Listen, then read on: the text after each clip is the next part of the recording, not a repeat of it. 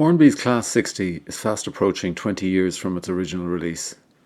Heralded as a state-of-the-art model back in 2005, how do the current Hornby Class 60s stack up against today's competition? And what should we expect from the upcoming 21-pin DCC versions?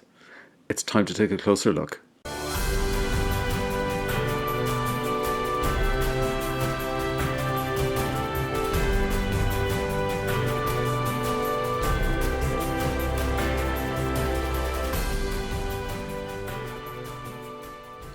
Hi, thanks for joining today's review. We'll kick off with the usual unboxing, and at the end of the unboxing we'll also take a quick look at adding a DCC to the model. We'll then get into our usual close-up and 360 views, followed by a brief running session.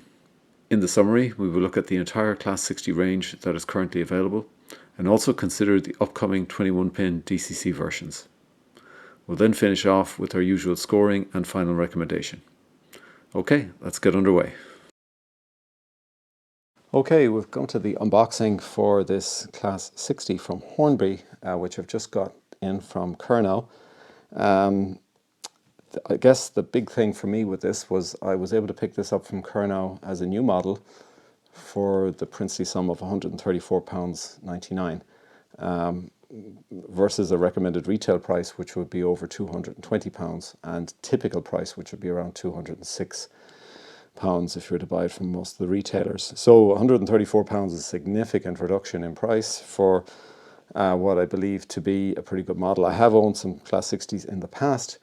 This is the newest one I've ever had, and I haven't had one for a while, so I'm going to take a look at this now and share with you, I guess, whether this was worth £134.99 from Kernow. Whether it's worth £220 is another matter, and we'll talk about that as well. But let's take a look at it first in its current form. So I guess this is, people who know the Class 60 will know that it has a reputation of being a strong locomotive from a pulling power perspective, and it's certainly got some good weight. So it is a heavy locomotive, and I guess the packaging that it's in for such a heavy locomotive does leave a bit to be desired. And I've made this comment when I did my review of the Class 67, which is kind of a heavy locomotive as well. This sort of packaging, it looks okay here, and it looks okay if you just buy it in the shop. But it doesn't stand up too well if this gets dropped in transit, for example, if it's been mailed out to you, and you'll tend to have problems. So that's unfortunate. So we'll kind of reflect that this is not sufficient packaging for a locomotive of this weight. It's as simple as that, and it will suffer. The weight of the locomotive itself, when you drop it, will be a problem. It comes with a kind of minimal detailing kit, so there isn't a huge amount in here. This looks like there's a coupler, two couplers actually, they're not pre-fitted, so there's a bit of a kind of an air dam area there for the front, which you can put your coupler between, so that's fine, and some very small detailing parts, so not an awful lot. There are etched nameplates, so this locomotive is Stainless Pioneer, is the locomotive name, and the part number, just for reference, is R3885. Locomotive 60062. So it looks pretty good so far. So let's take them out, and we'll take the plastic covering off the top here. And she does look to be in. There's no bits flying around in the box or anything like that. So it's got to me in one piece. So that's again a huge plus. There is good weight here, which I certainly was the experience I had with my previous Class 60s. I guess in the hand here, and we will do the normal close-ups, there is a really nice level of detail on this model, and it does look pretty sharp for what is an older model, I guess, and probably running off an older tool, but the model itself does have still a good sharp look to it, which is good.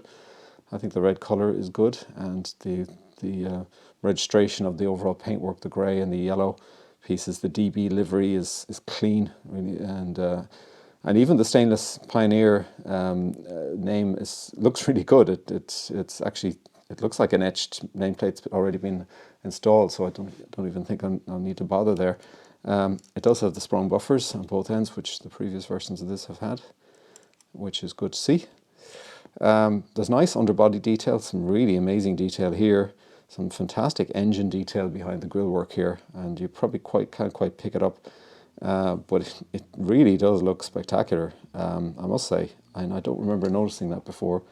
It's on this side as well, and you gotta get this on the Class 67s as well, and certainly that looks really good on this particular model. So very well done to Hornby on that. I don't. That really does look good, and some of this underbody detail looks really, really good as well. So hopefully we'll pick that out in the close-up, and some nice detail around the bogies as well, and not a lot of separately fitted parts. That's okay, not on the bogies anyway, but that's fine. There's a good depth of detail, and it's sharp on the bogies, so I'm pleased with that. I expect this will be all-wheel drive, and so I think from a performance perspective, this should be a pretty good performer. The lighting will be interesting to see. Didn't have cab lighting, I think the last version of this I had. I'm not sure if this one does. We'll discover that. I'll just be putting a standard DCC decoder into this. I won't be putting a TTS decoder. And I guess, you know, there have been TTS decoders available for this from Hornby. TTS does have some limitations in terms of power consumption, and I would fear that a TTS decoder on this pulling a large load running at any sort of decent speed would probably overpower a TTS decoder and blow it up. So I would have some concerns using TTS with this, but I know some versions have this, some had pre-fitted TTS, and you can get a TTS decoder for it. Overall in the hand, this looks really, really good. Now, I don't know if the dreaded opening door, yeah, there is an opening door there, okay. They still have that feature on these. I'm not a particular fan of it because sometimes the doors get stuck or they get stuck in the wrong place. They look okay as they are, so I'm not going to play with them. The glazing looks pretty good. The cab detail actually looks pretty good. There's no driver, which is typical for Hornby. I might look at adding a driver to one of these because that's a very large cab, a large kind of empty cab.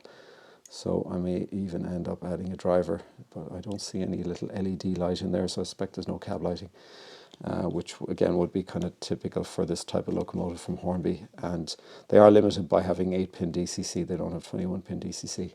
But overall, for $134.99, which is what I've paid for this, if this performs as well as the previous Class 60s on the track, I just say I think I've got myself a really nice bargain here. And you know, I think at that price, this is well worth the money. And these are really strong pullers. There's no doubt about that's what they are in real life. They tend to pull very heavy loads. You'll see them, you know, hauling aggregates and tankers and with very large rakes in reality. And I guess that's the same for the model version. Okay, so far so good. It looks pretty good to me, and I'm pretty pleased with this, and it'll come down to performance now, I think, which will really tell me whether this was worth it in the end. Okay, so let's go and do the close-up views, and then we'll get her out on the track. So before we get into the close-up view, we're going to do a quick look under the hood, as it were. We won't add DCC to this model. I'm going to be adding just a standard 8-pin DCC decoder to the model. You can see here we've got these two connectors for the front and rear lights, and they're new. I hadn't seen those previously. The previous versions I had, which were the older versions of the Class 60, had a kind of a friction mounted contact for the lights, which was unreliable and was always really a very difficult thing. You may lose connectivity at any point in time. So I do welcome the addition of these connectors. Now we're going to take out the 8-pin header here and look to add in our 8-pin decoder. So we're going to use a Hatton's 8-pin decoder. This is one I've used on quite a few models. It just comes as a single plug-in decoder. It doesn't have a harness on it, which makes it quite neat actually, and that does work quite well with a lot of the Hornby models, and I have used this on a number of the other Hornby models. So let's see if we can get this guy in. You can see the extra, the purple wire is left there for you, and that can be used if we want to add on cab lighting. That's we can look at using that purple wire. So that's something I might look at in the future. So let's see about fitting this guy in to the socket. Now, I actually do see a little bit of a problem here. We do have a problem with it interfering. The white connector there for the lights is actually preventing us from pushing the decoder home. So this actually isn't going to work. And I guess this is a consideration if you are going to purchase a decoder for this model. You can see that the white connector there is actually coming into contact with the decoder. So that's not going to work for us. We're going to have to use one of the 8-pin harness versions of the decoders from Hattons, and I do have one of those, thankfully, to hand.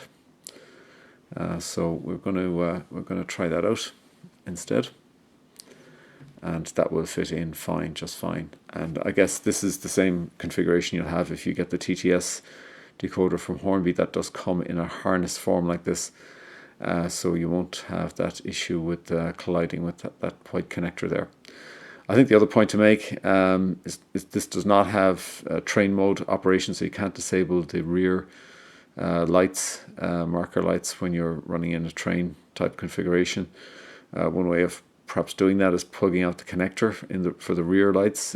Very many people may actually just run the locomotive in one direction all the time. That's what I tend to do.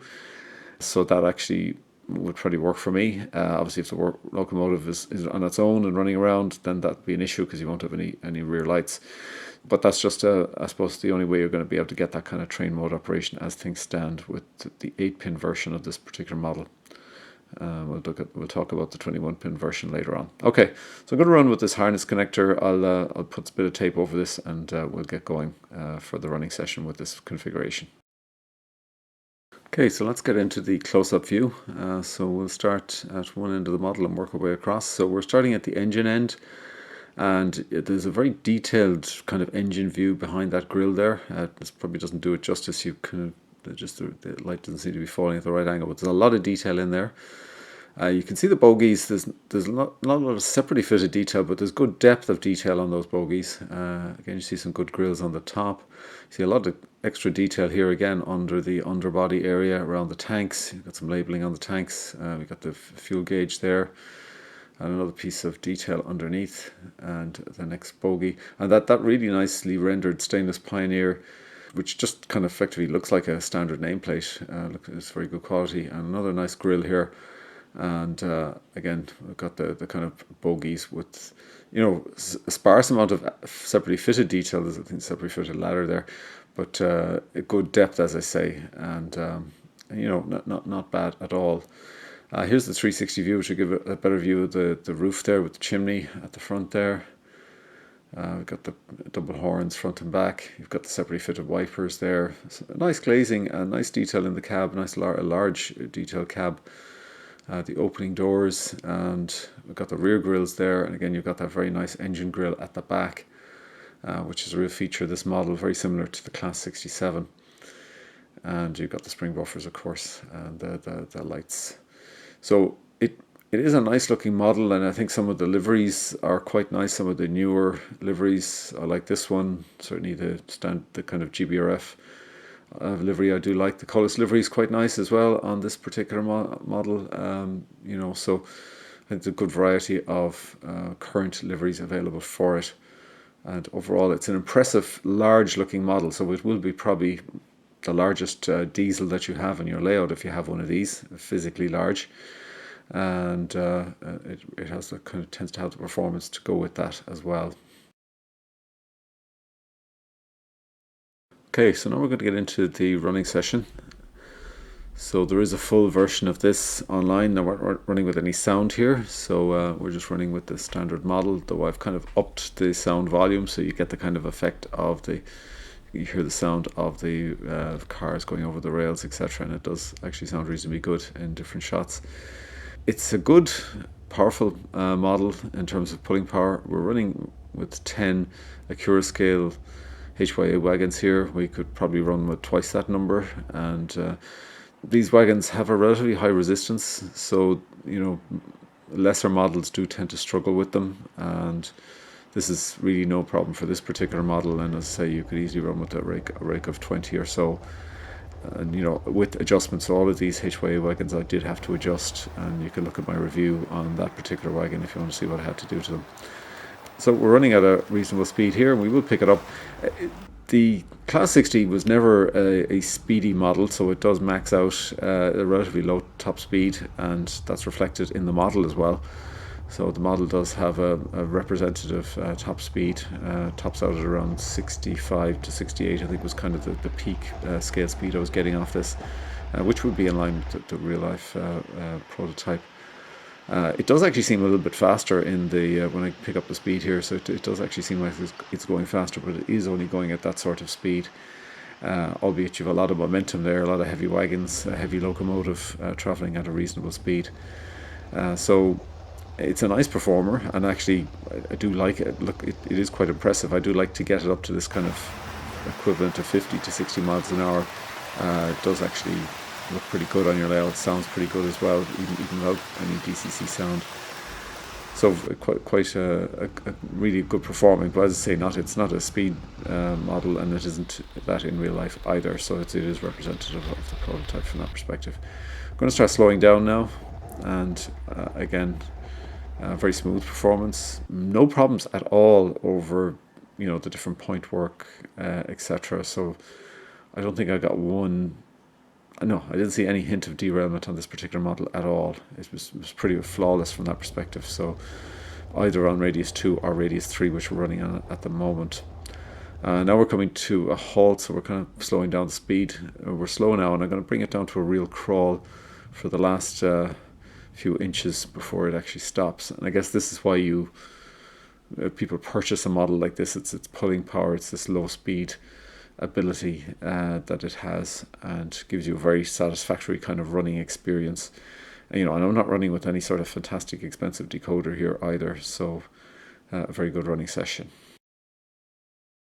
Okay, so now we're going to take a look at the summary, and the first thing I want to do is look at the range of Hornby Class 60 locomotives for the year 2022. So we've got this split between the 8-pin versions and the 21-pin versions, which are still on pre-order, so we haven't seen those yet. We don't quite know what they're going to give us. There is a good selection, I guess, in terms of the existing 8-pin versions that are out there, and a lot of them are in the more contemporary type liveries, which is good to see. The model that I purchased, you can see, is now actually been reduced by Hornby. It's been sold through their outlet webpage. That was previously at an RRP of nearly £230, but reduced now to 160. So that's a pretty good price for it. So I think if you can pick up one of those at that price, that's not bad at all. I think the RRP is ridiculous. The 228.99 number for any of the 8-pin versions. Now some of them are a little bit cheaper, but not much. It just turns me off when I see those prices, and even the likes of Hattons will only sell these at about a 10% discount, which really isn't good enough, because even at that, this is not a good price level. So price is my biggest issue here. I think good range of liveries. I think the other thing I would say I have a problem with is the TTS availability for this particular model it just seems to have vanished. And what are they going to do with the 21-pin versions? Are you going to be able to use the existing TTS? I doubt it. If they've enhanced the lighting capability, then that would need to be built into the decoder in some way. You could have cab lighting, for example, but how would your train mode operation work? So, and you'd need an adapter if you're going to use the existing 8-pin ones. So I've seen nothing from Hornby in terms of what their strategy is on the migration from 8-pin to 21-pin. And how that'll play out from a TTS perspective. So that's a bit of a concern. I did put a question into Hornby regarding the body shells and whether the body shells of the 8-pin versions would be compatible with the 21-pin versions. There is only one livery type for the 21-pin at the moment, which is kind of a BR rail freight type livery. They did say to me that the body shell from R3885 there, which is the top model on the list there, which is an 8-pin, that should be compatible with the two 21-pin versions. So I think it could still be compatible, and they could still be supporting cab lighting if they had an extra connector for that. So it remains to be seen. Physically, I think it probably is the same plastics, so that wouldn't surprise me from a compatibility perspective. But it's the connectivity to the lighting is probably could be different, for example. So I guess we've got to wait and see that. It would be nice to be able to reuse the older body shells on the newer models, I think, and people might want to do that. And this is and actually it's just a great shame they don't sell the body shells separately, because that could probably save people a little bit of money for this model. So really, this gives you a good indication. There's a good selection of these, which is great. The prices are crazy, ridiculous. Unfortunately, the 21 pin versions are only limited so far, and we don't quite know what they're going to give us in terms of lighting capability exactly, and what is the strategy for TTS for this particular model going forward as well. So lots of question marks, unfortunately, and we don't really have the answers. And to be honest, I'm not interested in that particular livery, so I won't be purchasing one of the 21 pin versions in the liveries that they're showing there, and certainly not at that sort of price. So the investigation, from my perspective of swapping body shells, will have to wait until I can pick one up with a livery I want at a more reasonable price. So I think that's probably a little bit of ways off. So we shall see when that day comes. Okay, so let's get into the summary of capabilities for this model. So as we've just seen, there is a large range of liveries in the 2020 range, and the model we've reviewed here is R3885 in the DB Cargo UK Livery. All of the models come with a 5-pole skew-round motor and all-wheel pickup and all-wheel drive, and this is a characteristic this model has had since day one, and it gives it its very good running performance. Comes 8-pin DCC ready for the models that are currently available. The 8-pin TTS option for this is the R8104, and I have used this before, and I found it to be reasonably satisfactory for a budget sound offering for this model. Runs on minimum radius 2 curves, and I had absolutely no issues on radius 2 curves of this model, so that's good. The extra features, the directional lighting, the opening cab doors, which I'm not a huge fan of, but they're there if you want to use them. It's got metal sprung buffers, detailing kit, and the etched nameplates. The top scale speed that I clocked during the testing was 68 miles per hour scale speed, drawing 200 milliamps peak current, so it was kind of averaging about 180 milliamps, and that's at 100% power with 10 Acura scale HYA magons being pulled.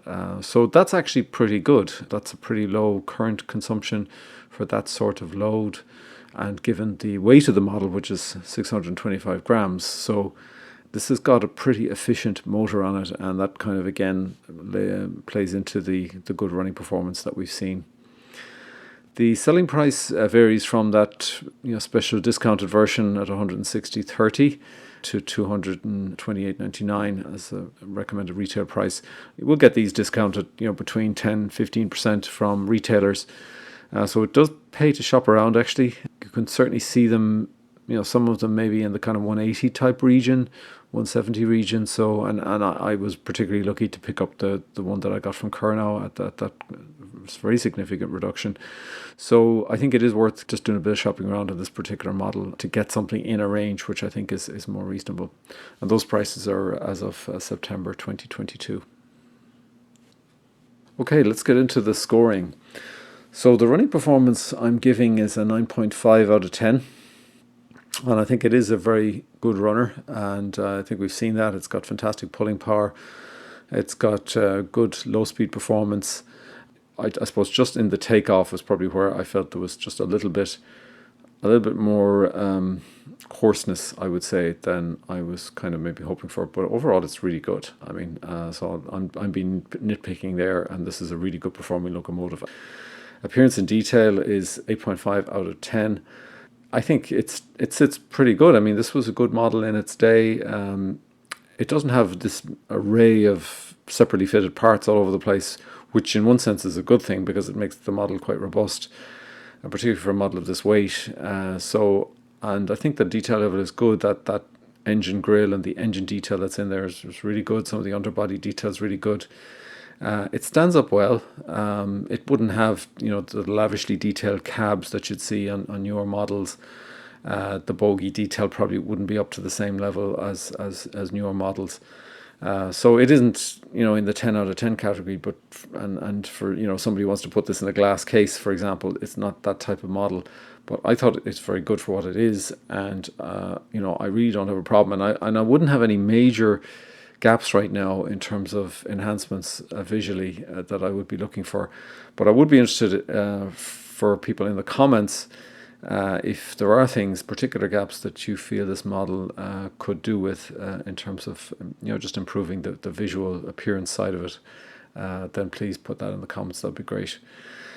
In terms of the extras variants, there's lots of variants. Obviously, there's a TTS option, which is just you can't buy at the moment, and we don't know where it's going, which is a concern. So I think 7.5 is a fair score. It is missing out on the lighting capabilities, for example, and that's probably one of the main things that draws this down right now. It is a good score, 7.5, and I think, as I say, when they do enhance the lighting, do bring this up to 21 pin, they should hopefully improve that particular score. Build quality and packaging, I think the main issue I have is around the packaging probably not being as robust as it would need to be to fully protect a locomotive of this weight. It's not bad, but it's not quite as good as competitors would be providing right now, and for a heavy locomotive like this, and I think it would tend to suffer if it was dropped. But 8 out of 10 isn't, again, a bad score, and I don't have any particular quality issues with it. I certainly didn't notice anything. I didn't notice any parts falling off. I didn't have any derailment problems or any kind of what I would see as quality type issues with the model that I received. So I was pretty pleased from that perspective. Now, I know there has been some criticism that Hornby's quality has dropped off a bit. And again, so would appreciate feedback in the comments. If you've been purchased one of the new models in recent times, what's your experience been with it? And if you had some quality issues with it, please share that. I'm giving it a 5 out of 10 in terms of value at that 195 price point. And as I said, you should be able to get it for, if you shop around a lot of these, for less than that. And if you can, then you're probably, as you go down, you're going to be looking at maybe a 6 or a 7 type score if you're able to get it for something lower. I think in my own scale, the price I paid for it was closer to a 9 out of 10 I did get it really cheap from Carnow. No, so the overall score, including that value score, is a 7.9 out of 10. Now, I have put in an overall score excluding price value because this is effectively a score of the model itself, excluding what you pay for it. Now, obviously, what you pay for it is very important, but I think it's no harm to do this, and I think I'll do this on my scoring going forward, just to take the price factor out of it and just how good is this model as it stands on its own 2 feet, regardless of what you're paying for it. Now, so 8.5 I think is a really good score. So this is a top model, and even though it is an older model, 17 years old now, I think it's still a very good model, and I think it scores very well. So let's get into my final recommendation. So as I've been saying, I guess this model has held up really well. The Class 60 from Hornby was a state-of-the-art model back in 2005 when it was first introduced, and it has held up well in the meantime. It was a good design to start out with. I think its running performance has always been good, and they've held that. And I think the appearance and detail was pretty good in its day, and again has held up pretty well. Things like lighting features, for example, aren't as good, and I think that's where obviously the main limitation appears. And we really do hope that the 21-pin version is not only just a 21-pin socket, but it actually addresses things like the lack of cab lighting, addresses the lack of a train mode type operation, etc. So that's really my hope, that it does provide some of those extra features. Now, the fact that it's going to have the same body shell as the existing kind of indicates that they're not doing anything from a retooling perspective or new plastics or anything like that. And I can probably live with that, to be honest, as I don't have any major misgivings there. But I certainly hope that they do improve the lighting piece with this. And then there is the question regarding TTS sound as well. So really the standout issue here is the RRPs on these models, no more than some other models from Hornby that have crazy RRPs. And again, for an older 8-pin version, similar to my criticism of the the Class 43 HST First Great Western, which again was an older variant with an 8-pin decoder in it, which was soon to be replaced with the 21-pin, being priced at a ridiculous price, and it's the same here. So I think you need to shop around. You need to try to get this at a lower price if you can. Now that can be challenging to match that with the livery that you're looking for. So if your favorite livery could be a challenge to get that at a lower price, and you may just have to bite the bullet and pay the full whack, or become a member of the Collectors Club and get them at the next time there's a good discount with the Collectors Club. So I am recommending this as a good model. I think if you can get it at a reasonable price, I think it is a very good model. If you're a modern image modeler who's very big into freight, then this is probably a must buy for you, because you're going to need this for your HYAs and your biomass wagons and your tankers, etc. You're going to get great use out of a Class 60 on your layout. And if you're into pulling very long rakes, then again it's probably a must buy. So it is a recommended model. It is standing up pretty well. Is it the best diesel that Hornby have ever produced? I kind of think it is. Now there are contenders: the Class 50, Class 67, the Class 56, Class 31, which are probably pretty close, and probably the Class 50 is probably the closest of those. But I think as a standout model, in particularly if you're somebody who likes your diesels, your heavy diesels, which it is their heaviest diesel, that's for sure, then I think this probably is the best diesel that Hornby have ever produced, and it probably still is. So I would welcome again feedback in the comments on that. What are your thoughts? Is this the best Hornby diesel ever? How would you like to see it evolve? And what would you like to see from the new version in the future, or future variants of it? Please put those in the comments. I would certainly welcome to see that. So that's it. I was pleased to pick this model up. I did have older versions of the Class 60, which probably, I think one of them was an original from 2005. I had those a few years ago. I got them second hand.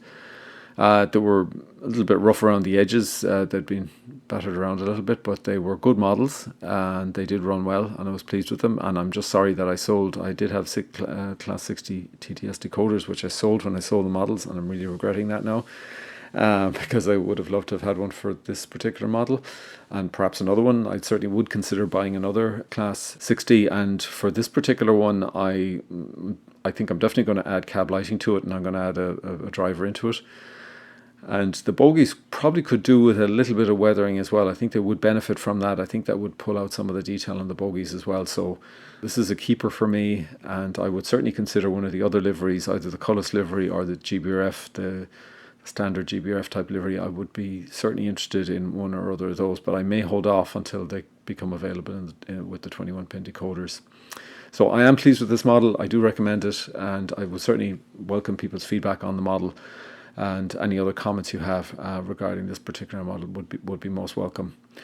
So thanks for joining today. My next review is going to be a Backman Class 47 that has just arrived in the post from Curnow, so I will be putting that review together over the next week or so. Hopefully join me on that. I'll get a running session out on it first, and then we'll do the normal review. So thanks for joining today. I hope you found this of use. Please like, share and subscribe if you're not already a subscriber, and I'll hopefully see you on the next one.